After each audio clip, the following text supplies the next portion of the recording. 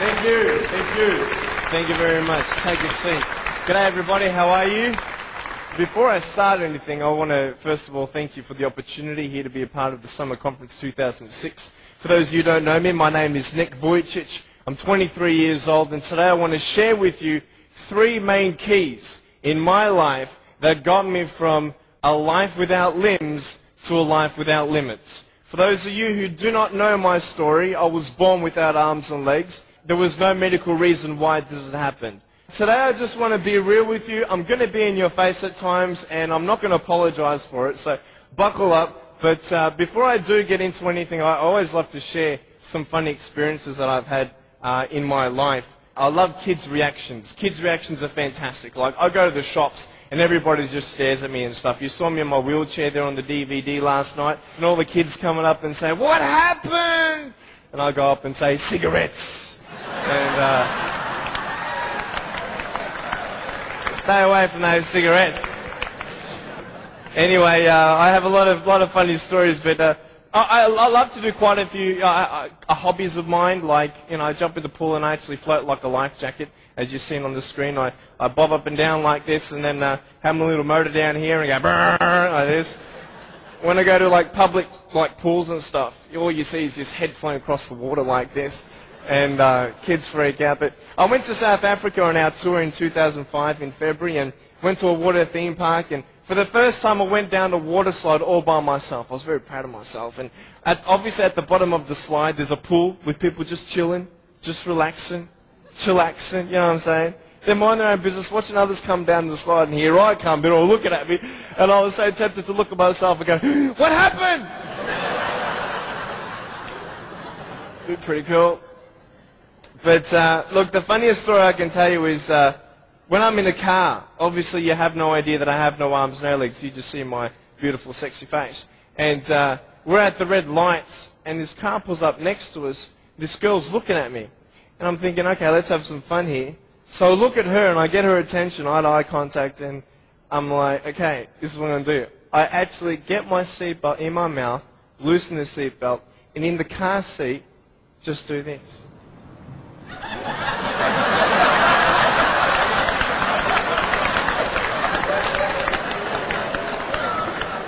You should have seen her face.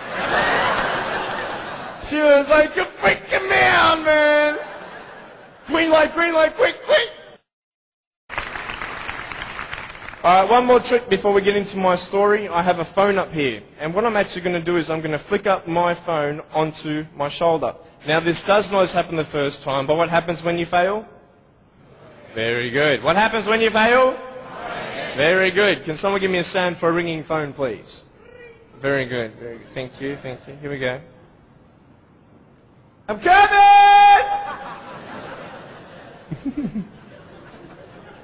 Hey. Is that cool? Beautiful. Beautiful. I want you to write down three things for me, please. I want you to, first of all, write down the word perspective. Perspective. And the word after that, I want you to write underneath it, vision.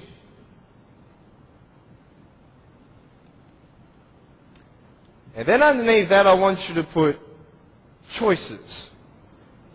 So perspective, vision, and choices. This is what I'm going to be speaking about. I'm going to be real with you and start from the beginning. I was born in a blessed country. I was born to parents with the support I needed. You see, when I was born, it was such a tragedy. It was such a great shock to everybody. We had ultrasounds done when Mum was pregnant with me. I was her firstborn. And my mum made sure that we had the best doctors in Melbourne. My mum was a nurse and delivered hundreds of babies before I was born. She knew exactly what to do and what not to do in her first pregnancy. Yet, having all these precautions, this happened. And anybody who saw me and saw my parents automatically thought that, hey, this is a bad thing. And I mean, for anyone to say that would be a good thing, that is not sane. That would be insane. To say that, hey, congratulations, your baby's born without arms and legs. It was such just a pause in their life where they couldn't breathe. They couldn't fathom.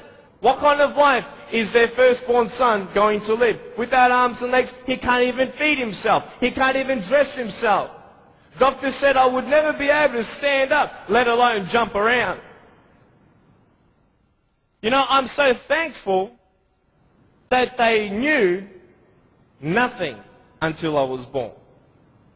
Because imagine if my parents did know, and they would have what? The option of abortion.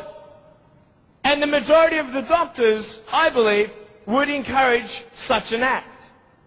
Why? Because what we see in this child's life is not going to be a good quality lifestyle for you and your child. And the wisest thing you could do is abort. Well, hey, who knew? Who knew that I would become a 23-year-old professional motivational speaker, speaking to 1 million people all around the world, starting schools in third world countries, building hospitals in the future and orphanages and all that stuff. We sponsor 43 kids who don't have food, fresh water and all that sort of stuff. And that's just the beginning. I'm a real estate investor. I'm a stock market investor. I love options trading. That's becoming one of my professions. I love real estate investing. I love the fact that we can make money doing real estate developing. Make our money, make more money. I love that fact. I love the fact, though, above all, that I can give the world something that others cannot.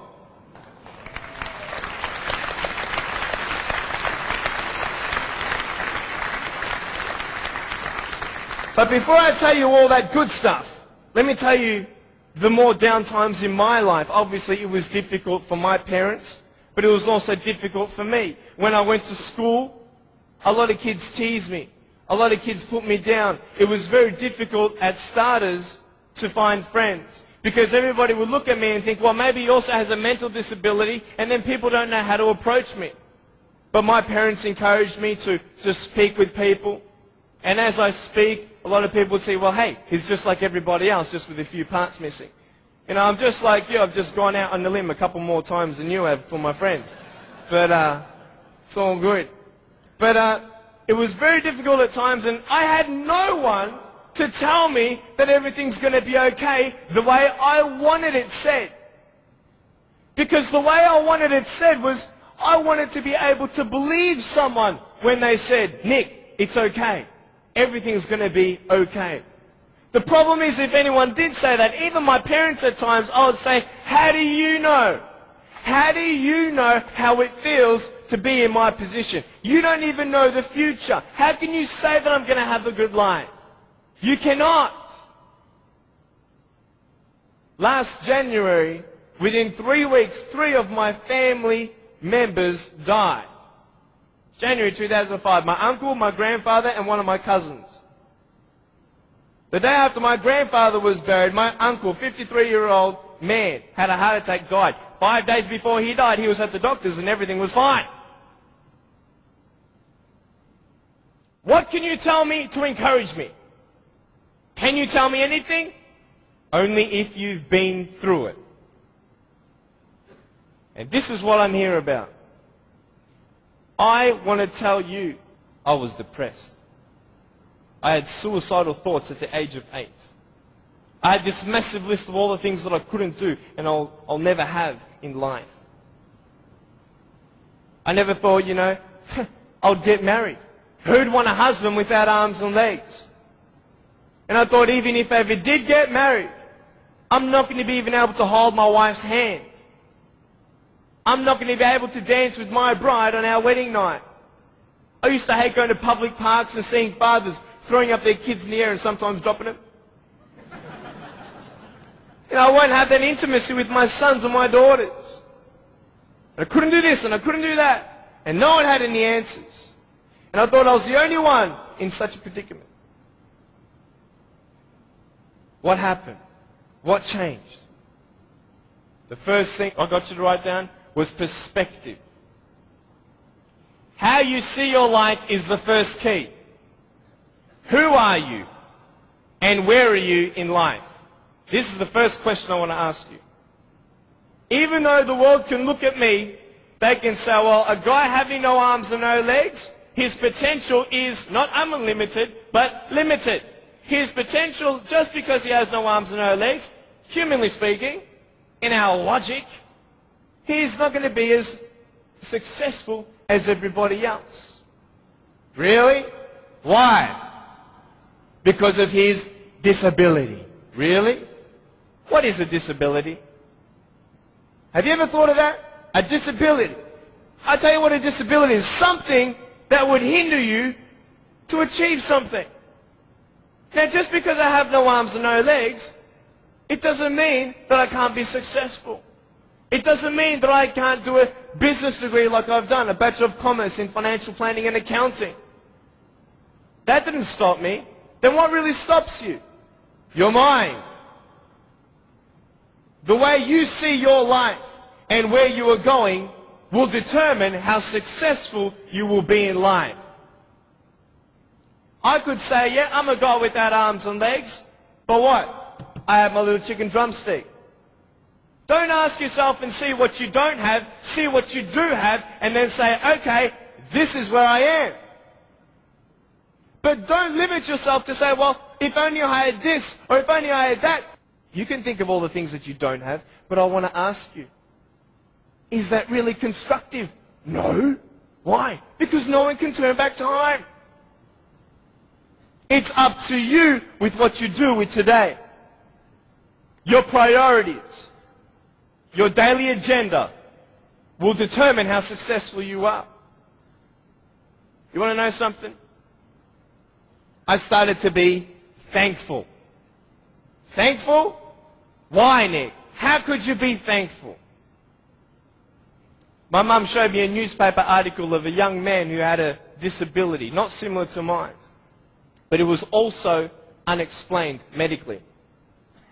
And I thought, you know what? I'm not the only one with something to bear. But I'm telling you, this perspective is everything. Giving yourself enough credit. Write this down. Give yourself credit. Even if the whole world told me that, Nick, you have no arms and no legs, you're not good enough, you're not going to reach your fullest potential, and even if you do, it's not going to be compared to anybody else's potential because you have no arms and no legs.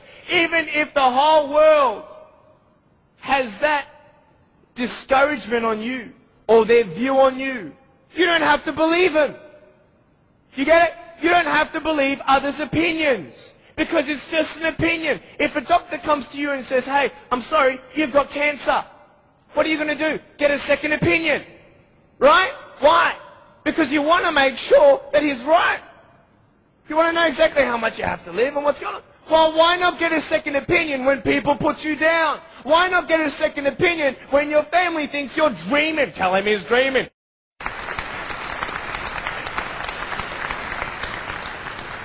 I wouldn't change anything about this. I don't see this as a disability. I see it as a gift. Do you want to know why? It gives me the greatest joy to know that I may not have arms and legs, but I can give teenagers who are trying to commit suicide. I've seen it, slashing their wrists, taking pills, ODing, everything, because the world is looking for hope. And I wouldn't change a thing because I can give them that. This is just the beginning. I'm only 23. I'm only 23. First thing, be thankful. Know where you are. Now, when you establish where you are in life and who you are in life, and you give yourself a little bit of credit, do you know how I gave myself credit when I was 7 years old? Check this out. I just remembered this last week. Some people at school were teasing me for how I looked. I looked at myself in the mirror. I said, yep, I don't have arms and legs. They're right. But I said, look at my eyes. I told myself, look at your eyes. You got beautiful eyes, young man. I said, you are hot.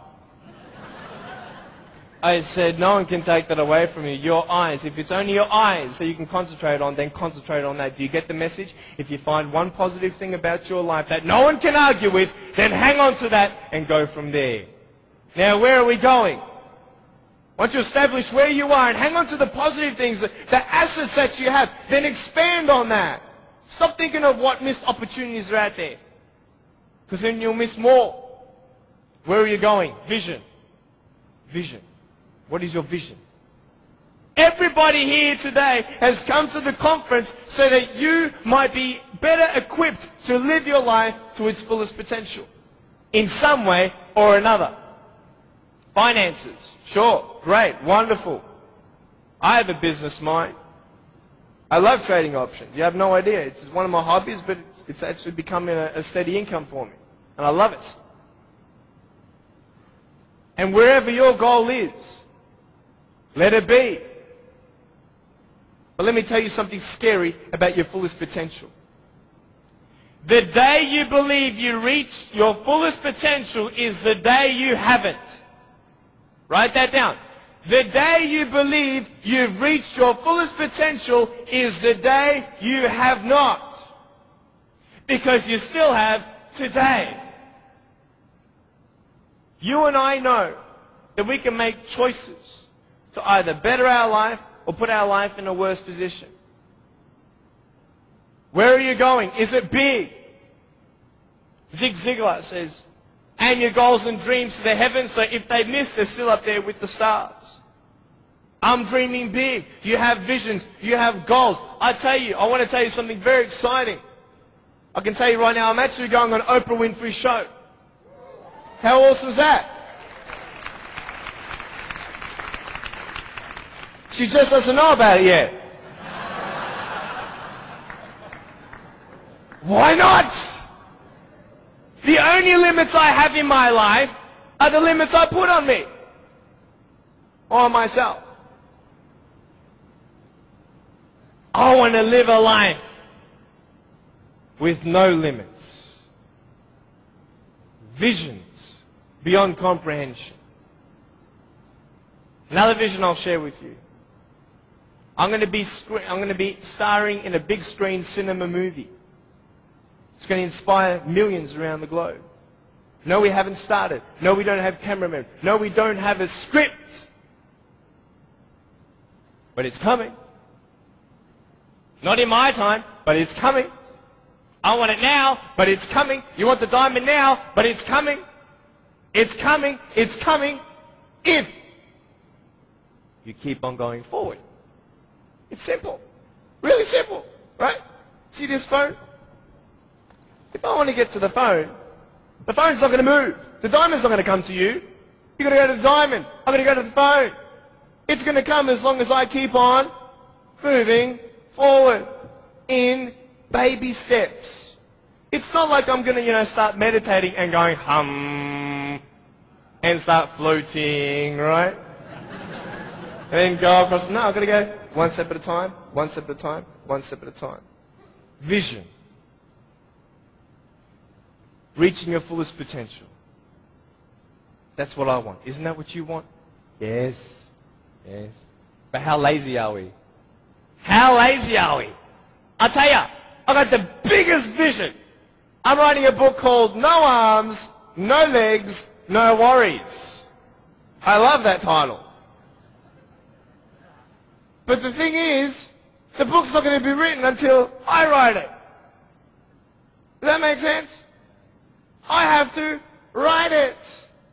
But not yet. Write this down. Do not put off the things that you can do today. Stop procrastinating. But with that, we're all guilty of that. If you're not guilty of that, you're special. Because I believe I'm guilty of it, and a lot of people are. I'm a procrastinator. But if that's what you value so much, you will automatically have that motivation. Well, I had that motivation, Nick. Nick, you wanted to write your book at age 19. I can tell you, yes, I did. 4 years have passed. I did 4 chapters. And then I read it, I'm like, that's crap. Let's start again.